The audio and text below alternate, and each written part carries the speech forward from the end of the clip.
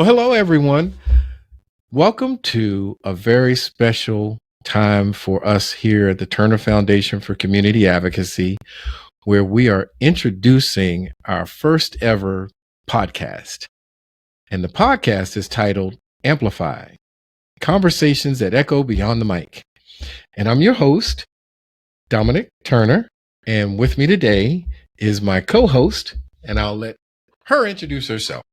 Hi, everybody. I'm Sunny. So glad to be here. So excited about this journey and looking forward to a lot of dynamic conversations with our guests going forward. Fantastic. And in the title, Amplify, we thought that was an appropriate title because all too often we see that, the type of people that their stories need to be told quite often go untold. We see the sensational stories that appear on social media all the time. And what we wanted to do in this podcast was to highlight community leaders, civic leaders, youth entrepreneurs, and really for this first series of podcasts, we wanted to really focus on the topic of social entrepreneurship.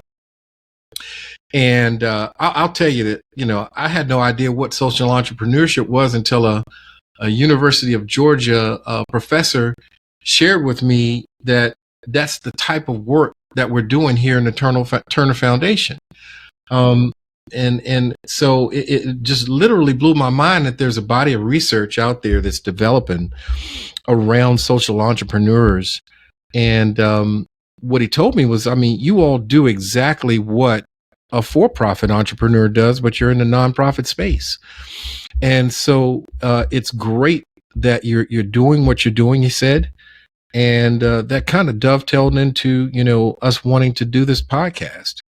So, I'll start off, Sunny. Just share with the folk a little bit about yourself, a little bit about your background, and what they can expect to hear from you through the podcast. Sure. Thanks, Dom.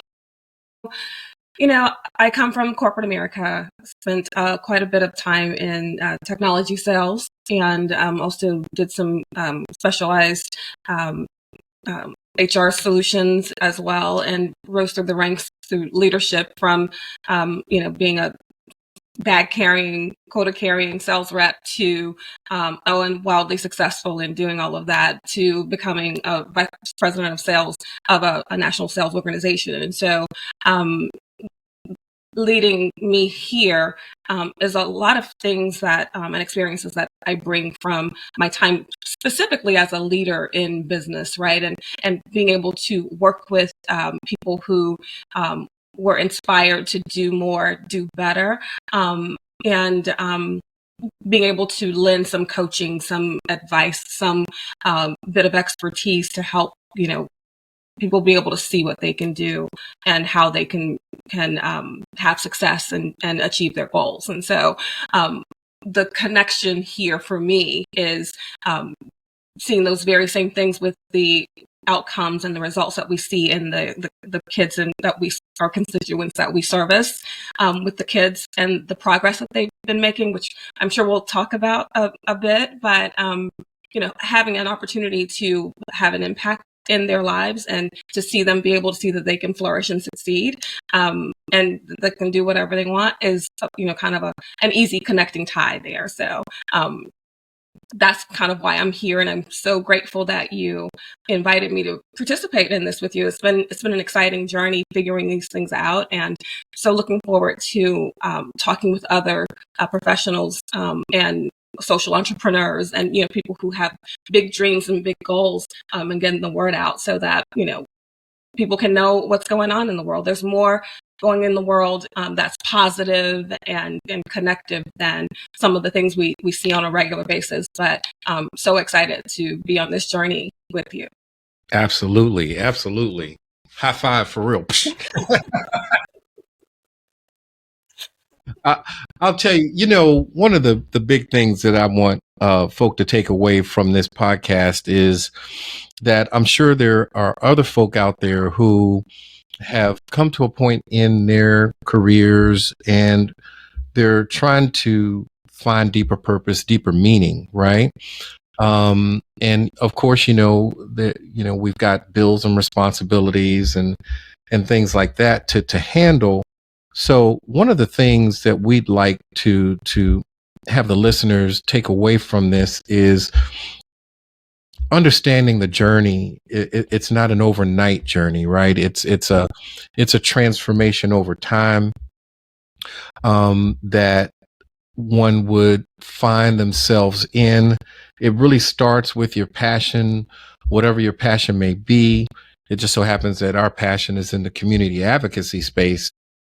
And from that, forming a mentorship program to help, students make that trek from high school to college and how they can differentiate themselves in between.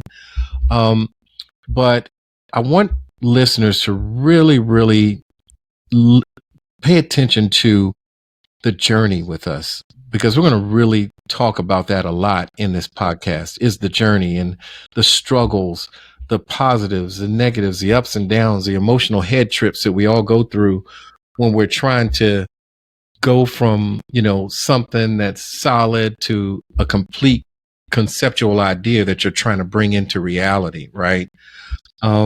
I will tell you, you're not alone. I will tell you that there's strength in numbers.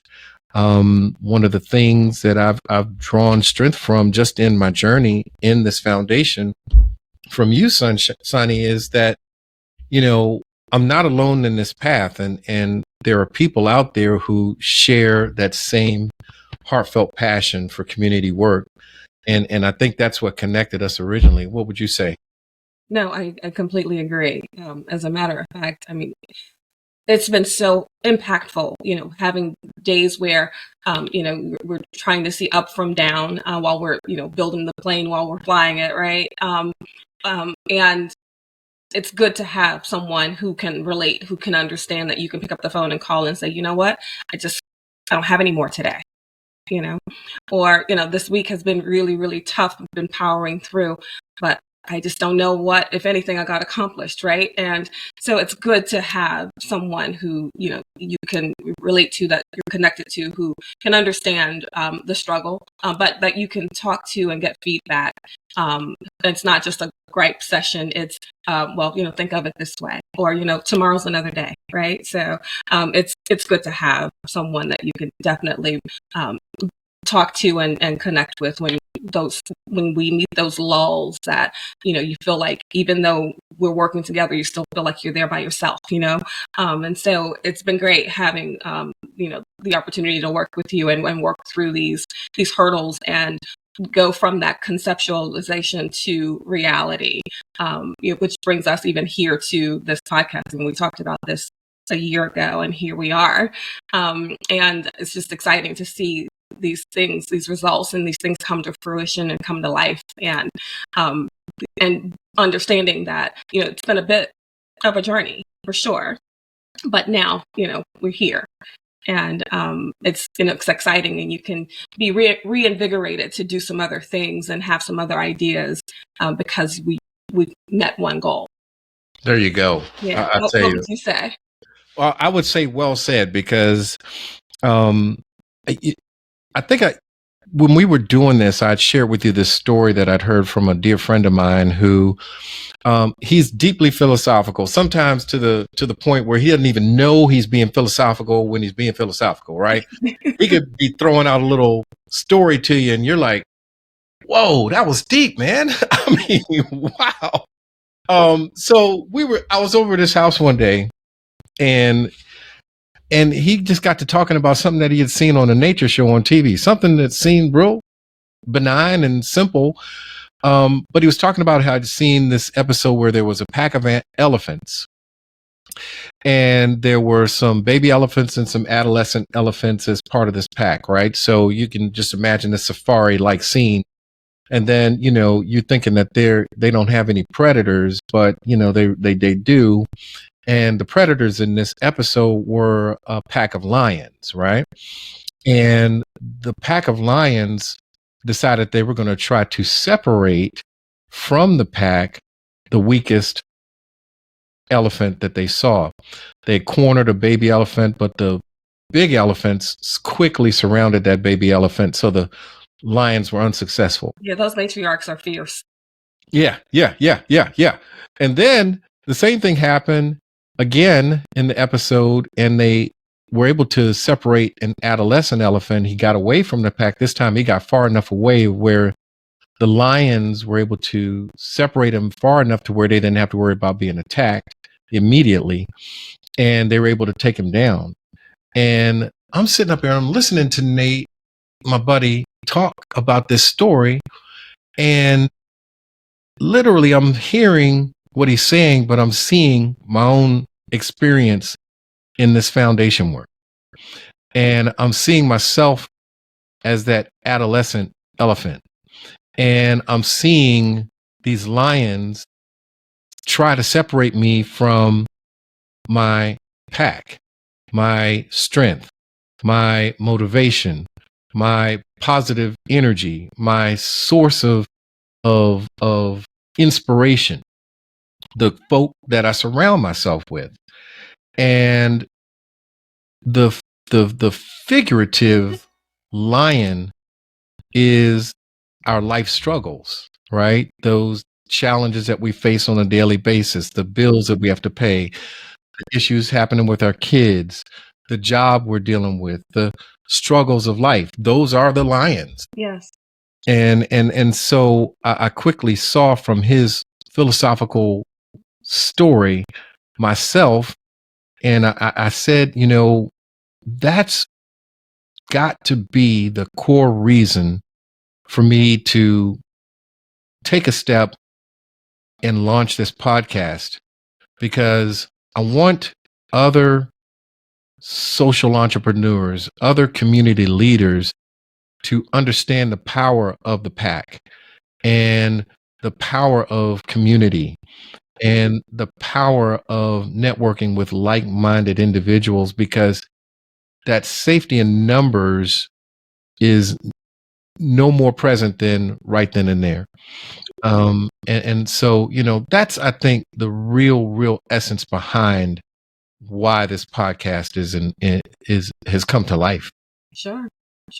So talk about kind of the goals and kind of your vision of this podcast, what we ultimately hope to get from this. Great question. I'll tell you, it's multi-layered.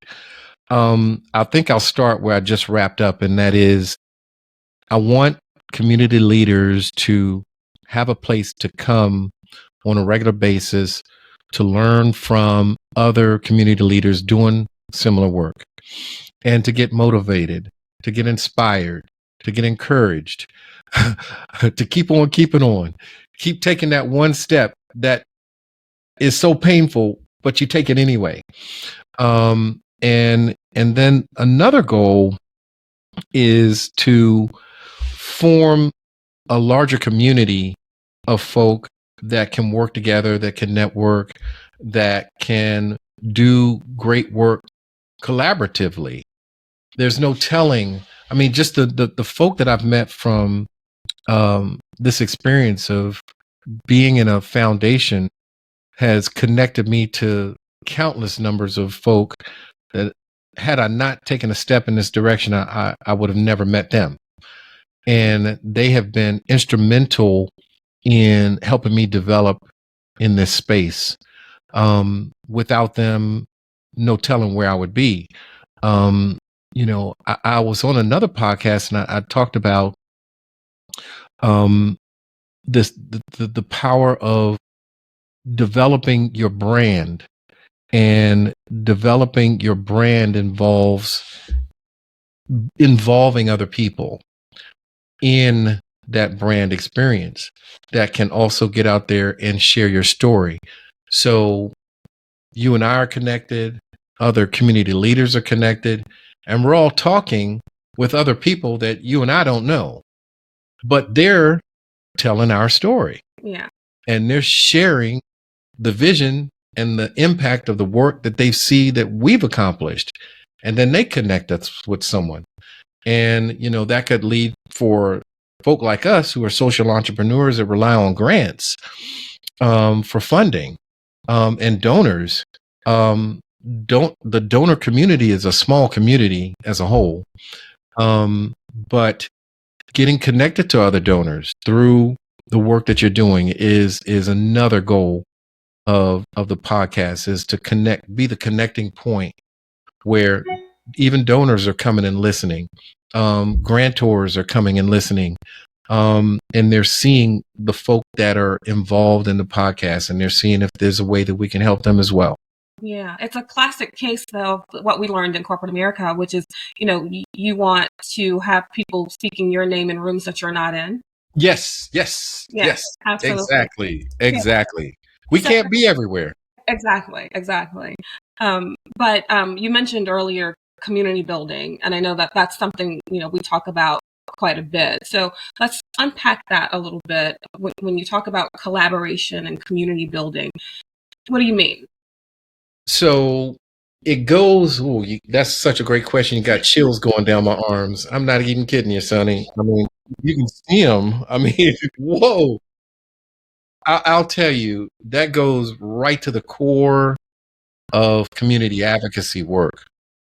That goes to the core of success in community advocacy work, is solely founded on your ability to form a coalition.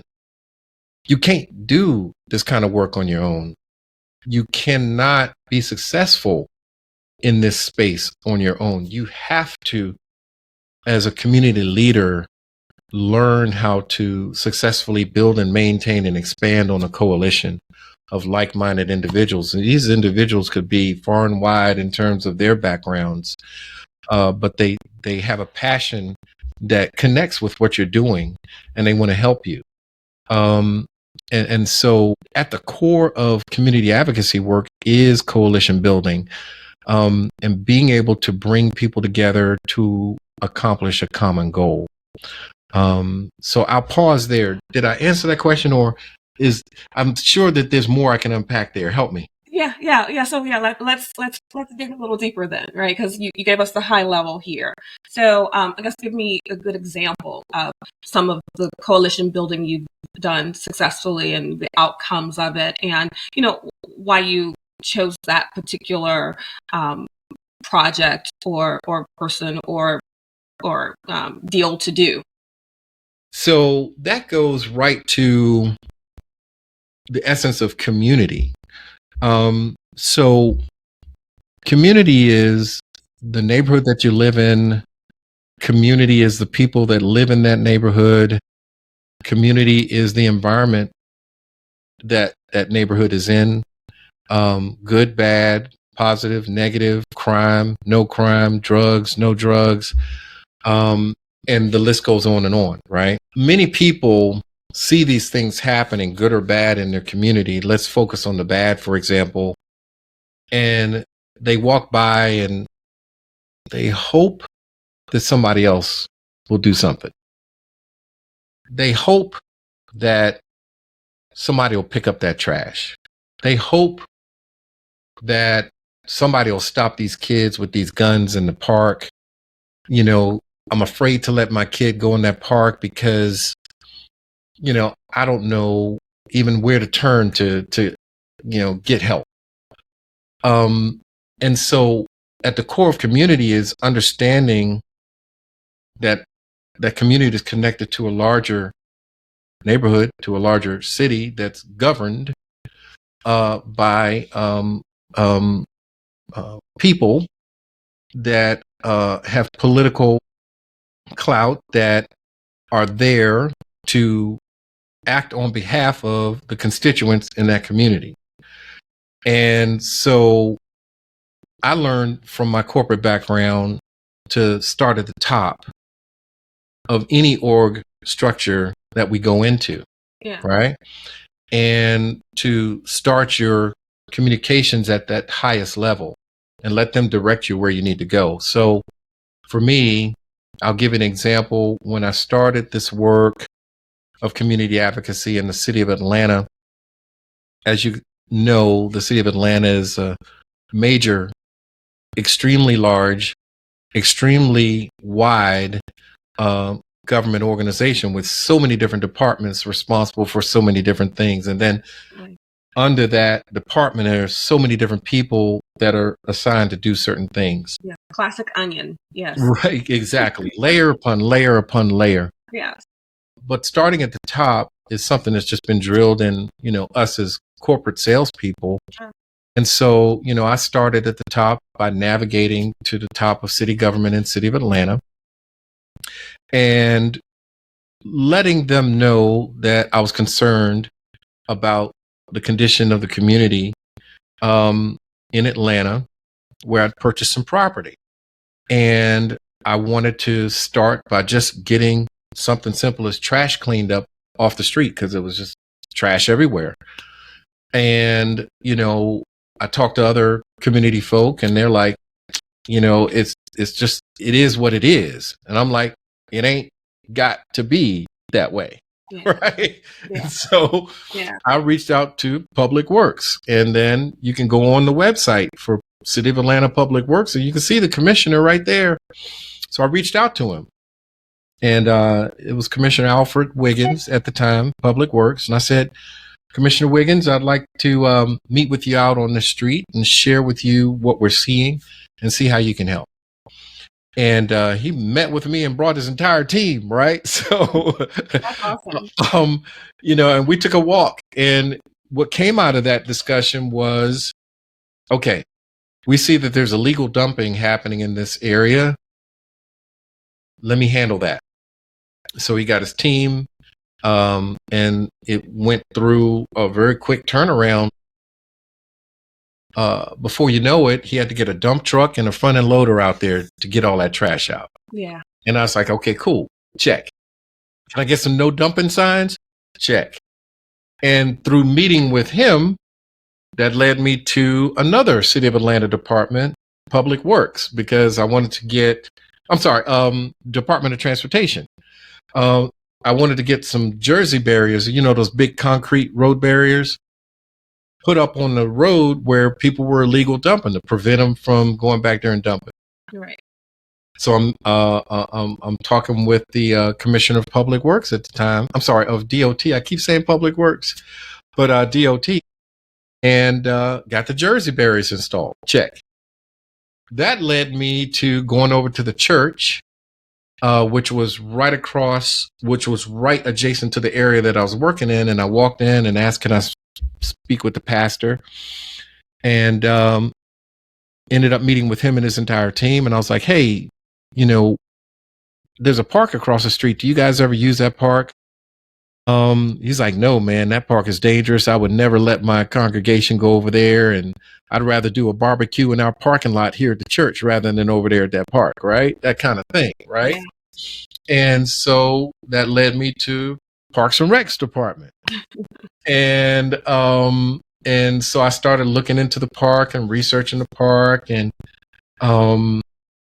that's a whole nother story of where that led. Right. Right. But that led me to meeting with City Council for that district, which is District 11 in the City of Atlanta, Marcy Collier Overstreet. And then I'm meeting with her and her team. And, now I've got this coalition forming of all of these different government entities who then started telling me, hey, Mr. Turner, we also work with some ancillary organizations outside of government proper that also support neighborhood beautification. And so they turned me on to Trees Atlanta and Park Pride.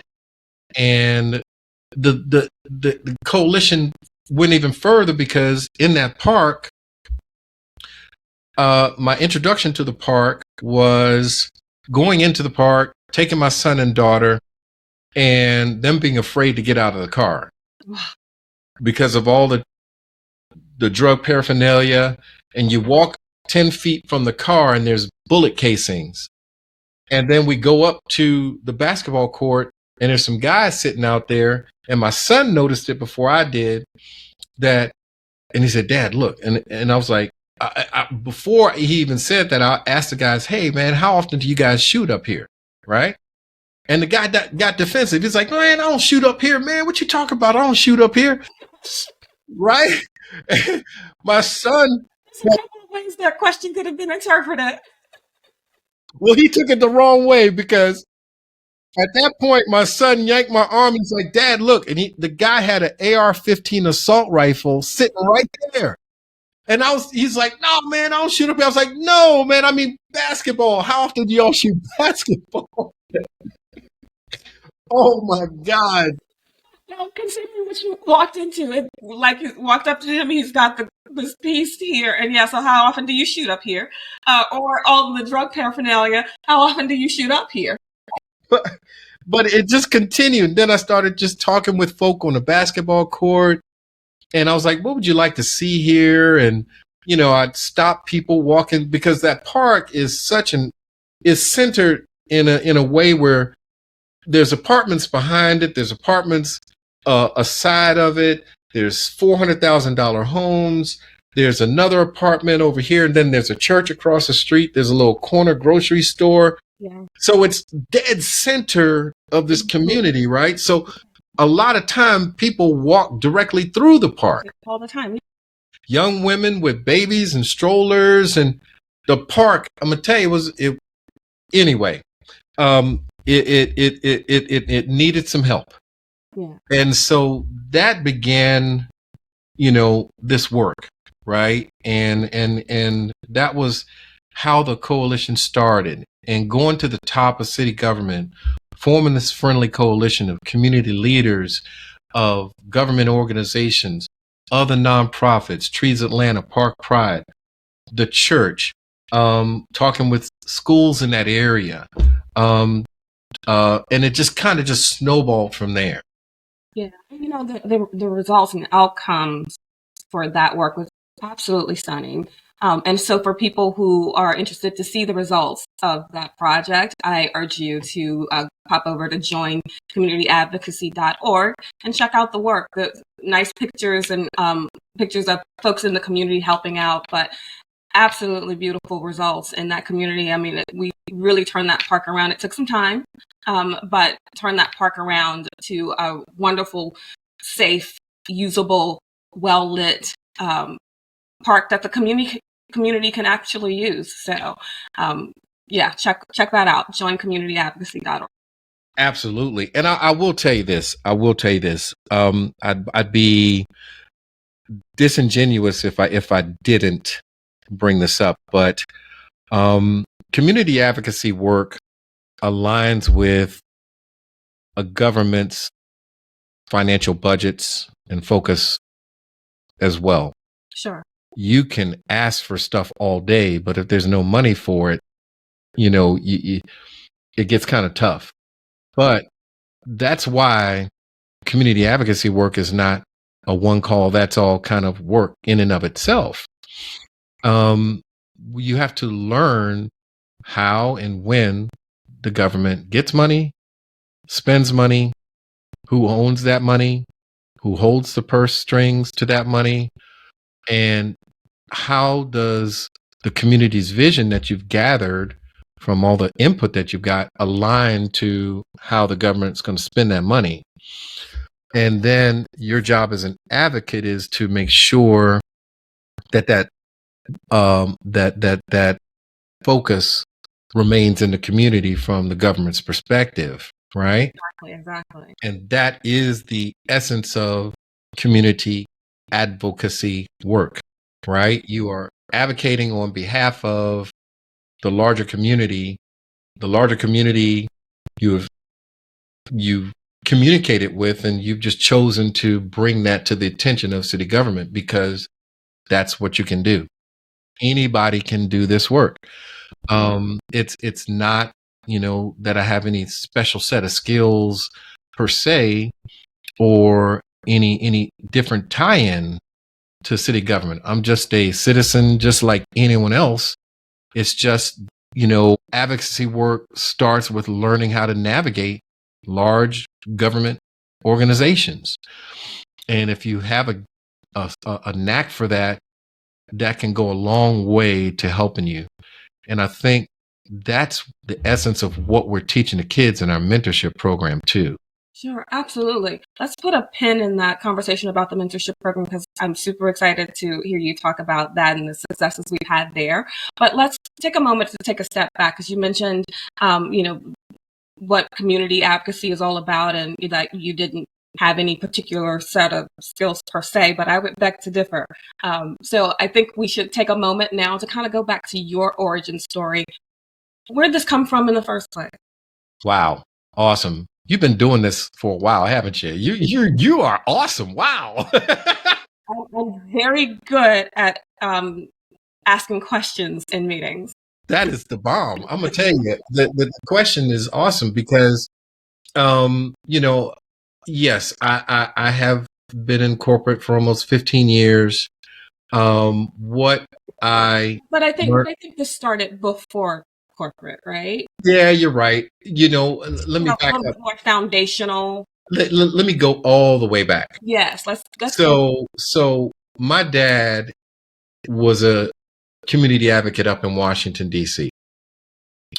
And one of the things that I watched him do firsthand was instead of waiting for somebody to get out and solve a problem that he saw, he just got out there and did it.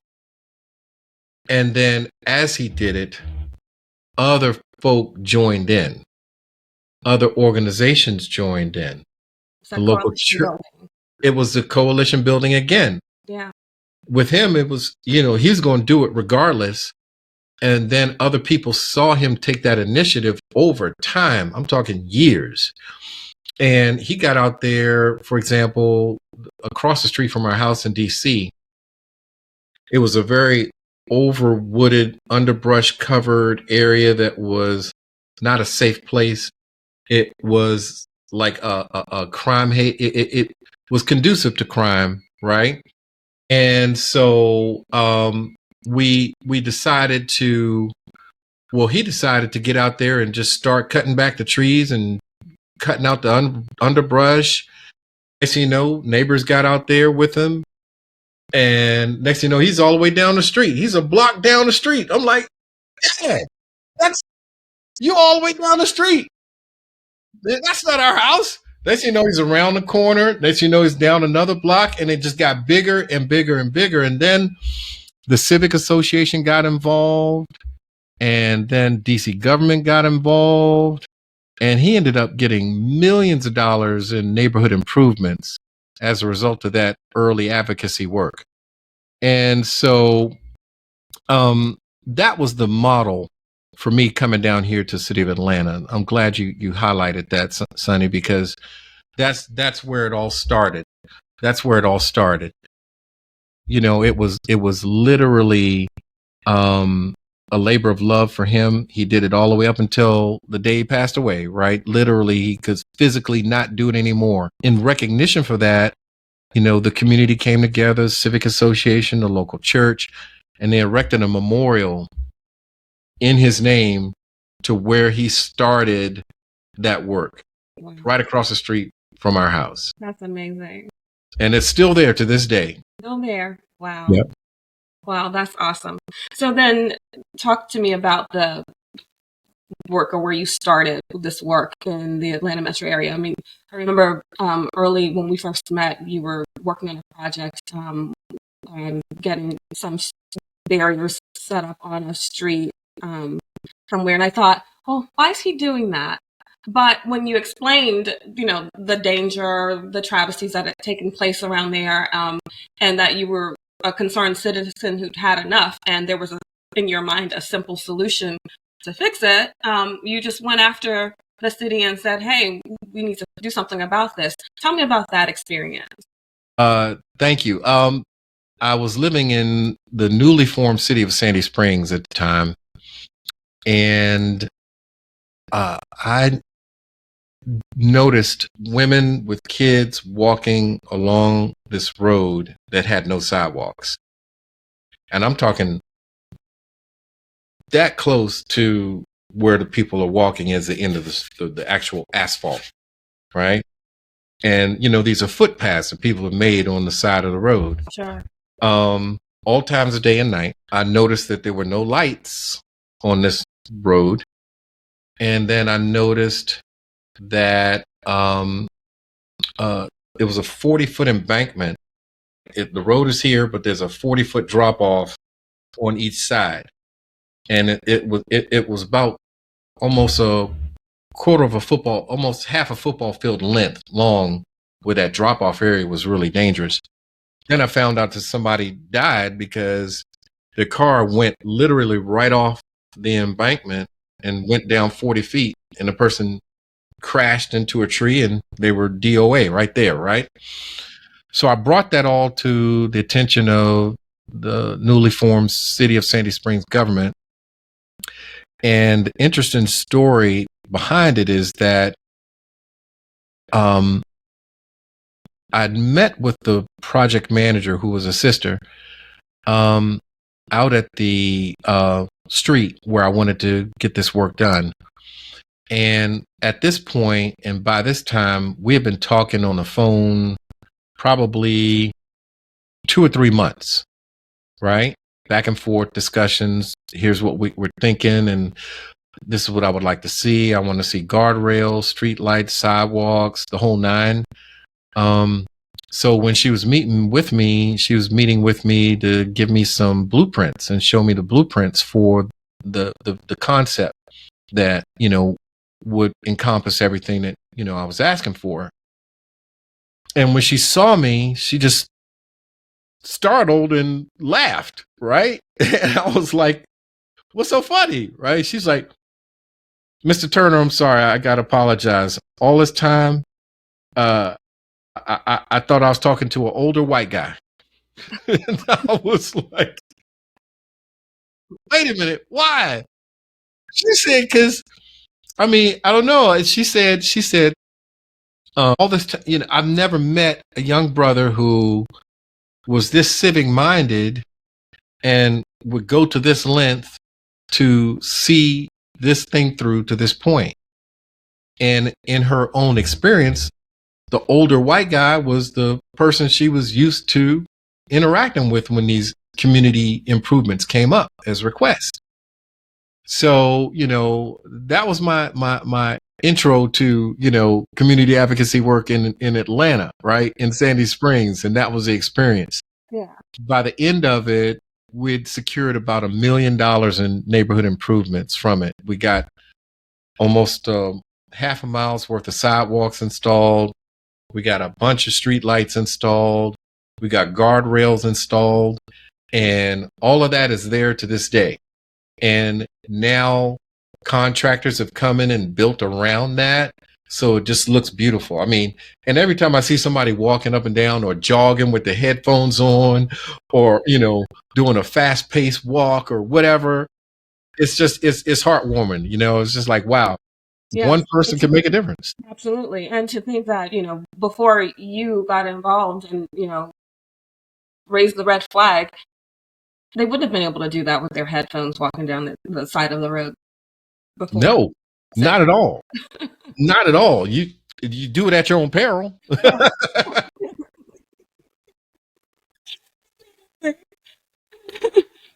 So then let's talk a little bit about, your skills and why you've had such success in building these coalitions and, navigating the organizations to ultimately get what you want achieved for the community. Where does that come from? I understand we have similar backgrounds, but, talk about your background, your corporate background and how this all ties together. Awesome. So now that we've got the foundation laid of where all this started, perfect segue, because, while I was doing that original community work, I was neighbors with a gentleman who was in data security. And, I joined my neighborhood board and he just loved the ideas that I was coming up with for the community in which we lived. And he just became a mentor to me.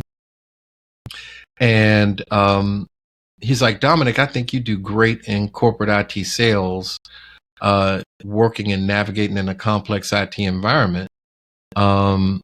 And so I want you to go and get some skills working in a lead gen firm, and learn the foundation of what we call in corporate IT sales the solution selling methodology. Sure. And understanding how to navigate a large organization, how to get to the decision maker, how to get buy-in from the decision maker, and bringing that entire deal to a close. Those skills have been drilled into me over a decade and a half, Yeah. right? Yeah. And so it's that corporate IT sales background that I bring to the nonprofit space as a community leader. And the same results I was getting in corporate IT sales, I was getting in the nonprofit space as a community advocate. And so to your point, yes, I do have a set of skills that I downplayed, but yes, those skills have definitely made the difference in the success that we've had in the short period of time that we've been doing this. Sure, absolutely. And so that was kind of why I wanted to highlight that, was because there is indeed some skill towards making all of these things happen. Not that anybody can't figure it out, but I didn't want you to downplay the fact that obviously you're very skilled and very, very talented at what you do. But furthermore, that you expend a lot of energy and cycles on delivering results to the community that they can actually see. Yeah. You're right.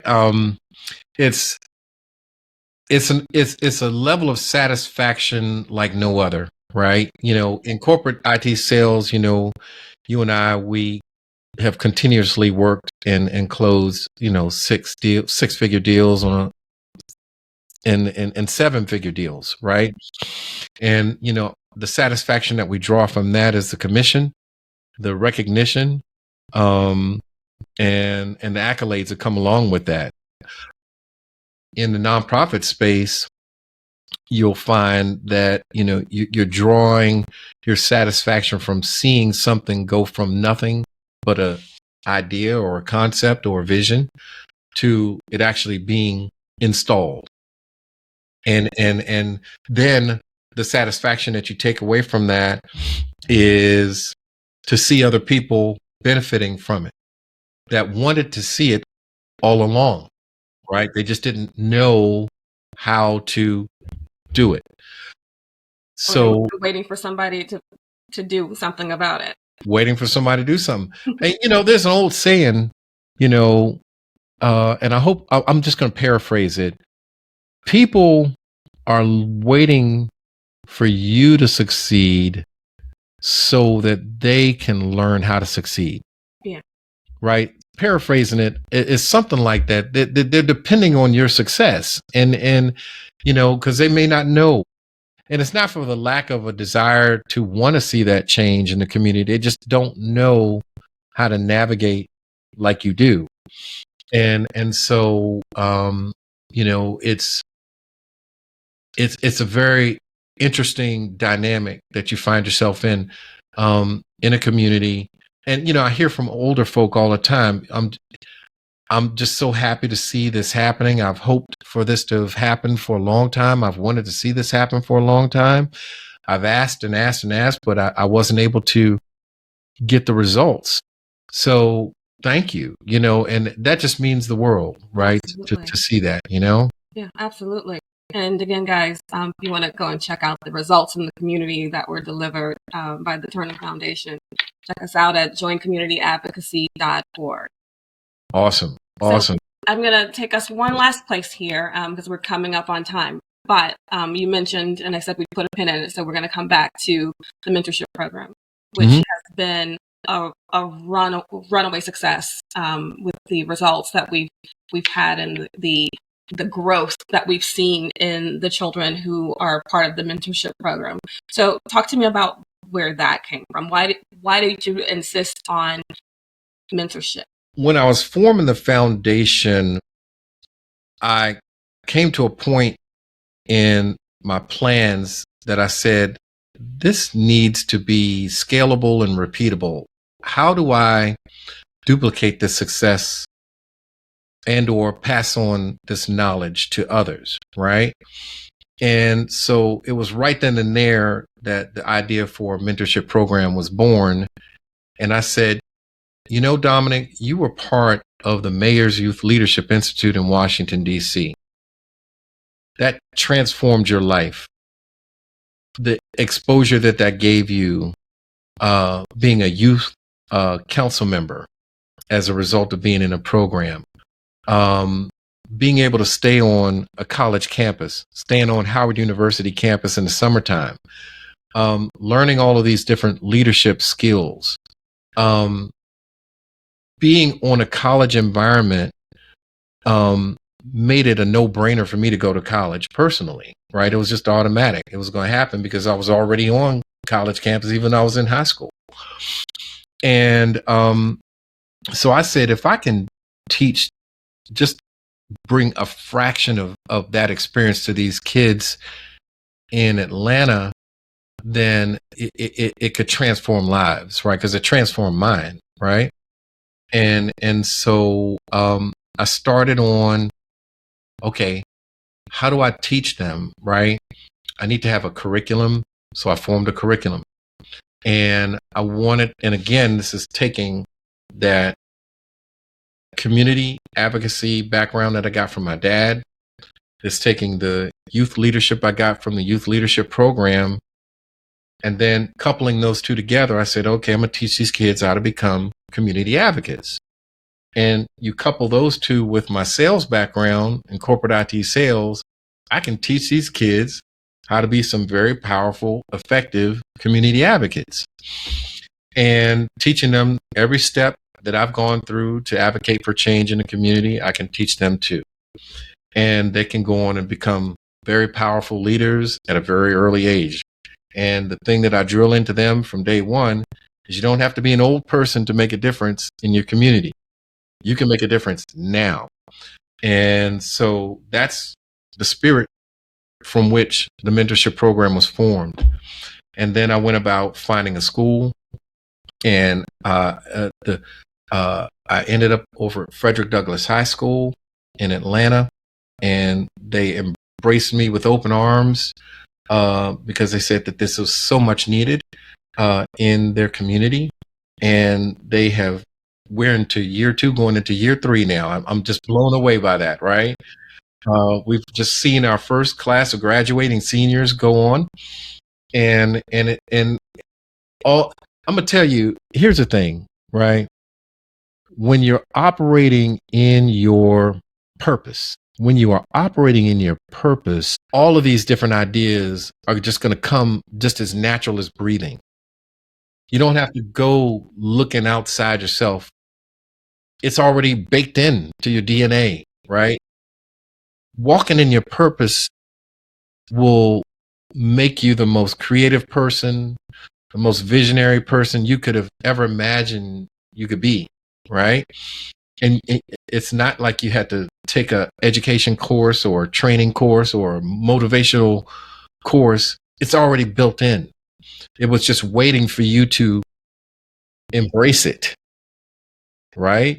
And when you finally embrace purpose, and when purpose meets your attention and your attention is given to your purpose, man, I mean, I can't even express how powerful that shift of energy is in your life. It can transform everything you do from that day forward if you let it. And if you just follow the plan. And I'm telling you, I had no idea that this was coming. I just embraced that I had a passion for it. And then all of this stuff came.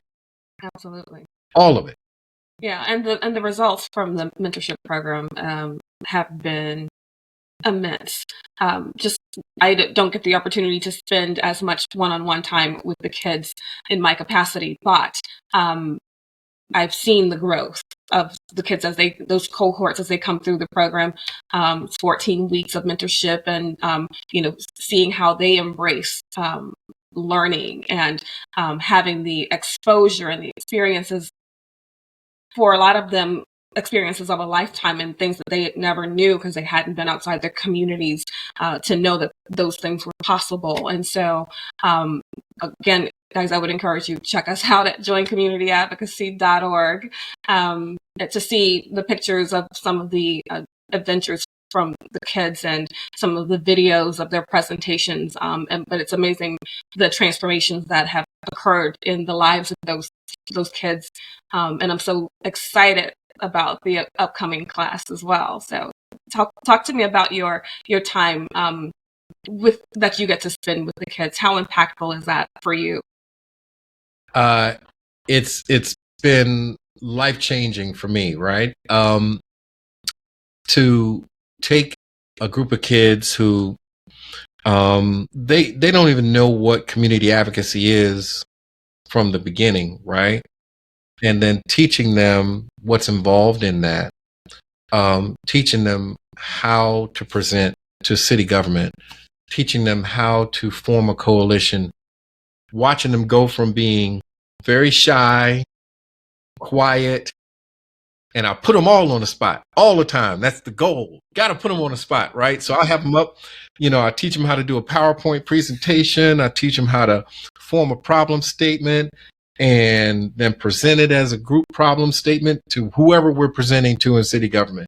And I get different kids to present on different slides, and to see them embrace that over the 14-week evolution, I'll say, is amazing. I mean, amazing. And then the feedback that they get blows their minds, because grown-ups are telling them, wow. Yeah. Wow. Yeah. Oh my God. I've never talked to a high school kid about something like this. You all have just totally changed my whole perception of your generation, one person told me.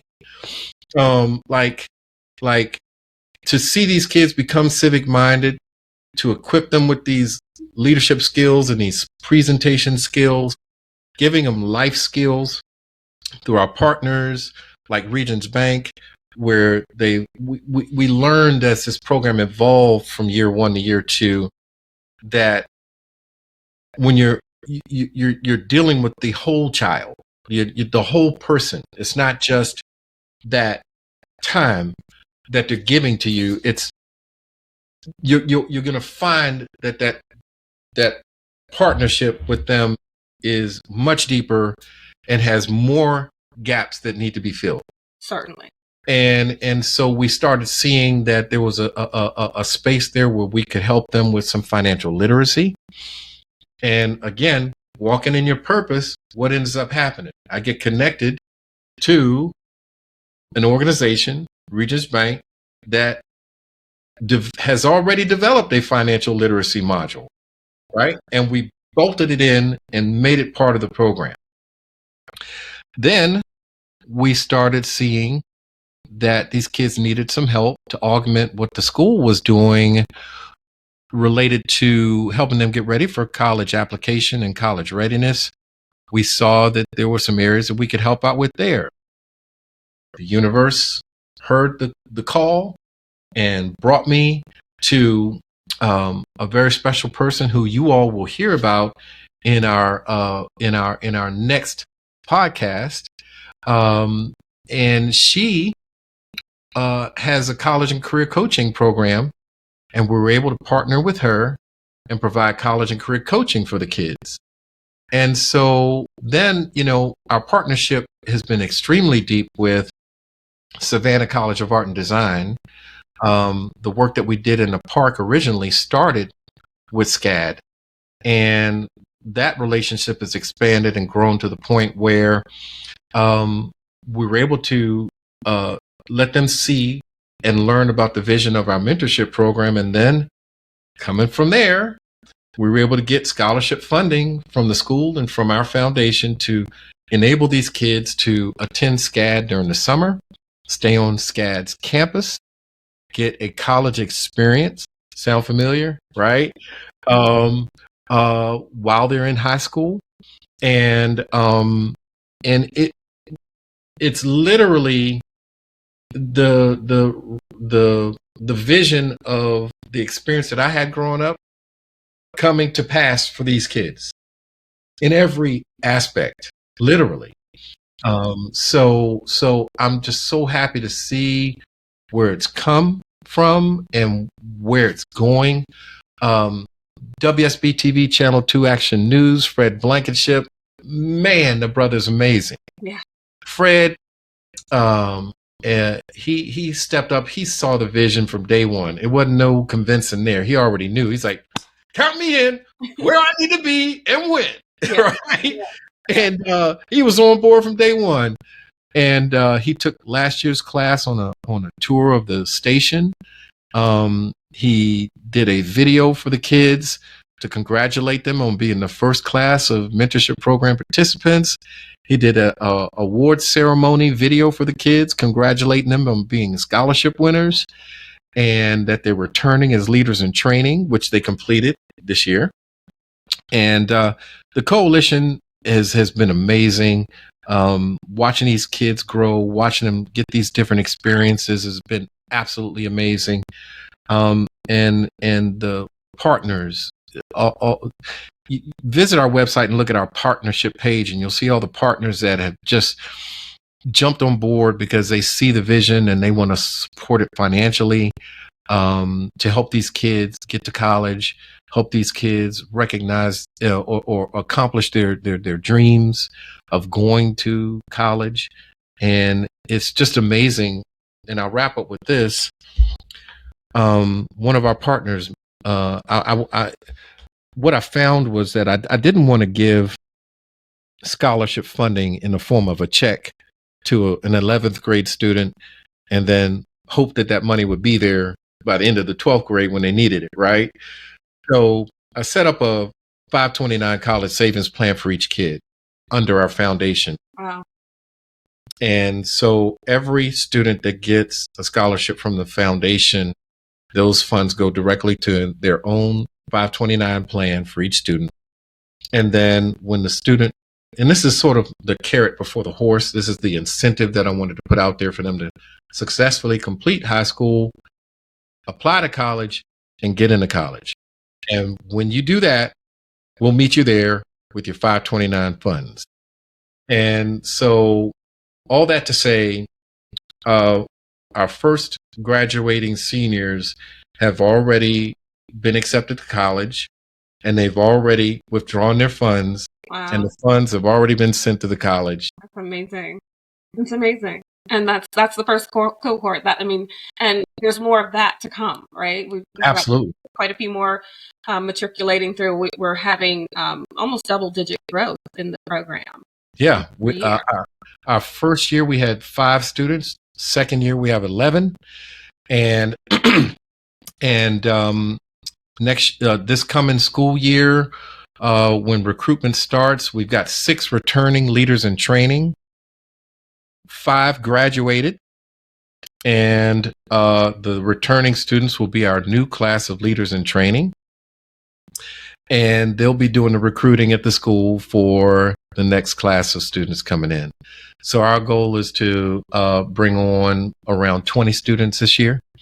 So really excited about the growth. Yeah, awesome. You guys, if you want to help us support that growth, you can donate to the cause at joincommunityadvocacy.org. And again, you can also check out all of our results and, the things that we've been talking about that's going on with the foundation there as well. Thank you so much for this time. This was fun.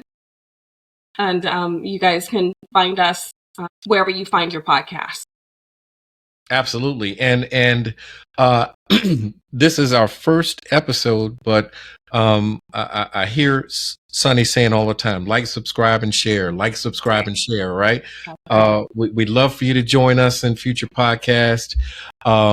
Next month, we're going to have a special guest who is also a social entrepreneur, Kimberly Shackelford from Door Money. AI, doormoney.ai, if you want to visit her website. She does amazing college and career coaching. She'll be our guest in our next episode coming up next month. I think we're going to start. Sunny and I talked about, starting this and keeping it really conservative in terms of the number of episodes, but I think it's going to end up growing quickly. But we're starting off monthly, just to make sure we've got, our ducks in a row. We've worked out all the mechanics and the kinks and all that stuff. But as things accelerate, I'm sure we'll be asked to do more podcast episodes. But we thank you for joining us on this first one. We look forward to seeing you on future podcasts. And with that, I'll turn over to Sunny to bring us home. Well, again, thank you again, Dominic. This was fun. And you guys, again, join communityadvocacy.org. And please like, comment, share, subscribe this podcast, and you can find it wherever you find your podcast. Thank you all, and we'll see you next month. Bye.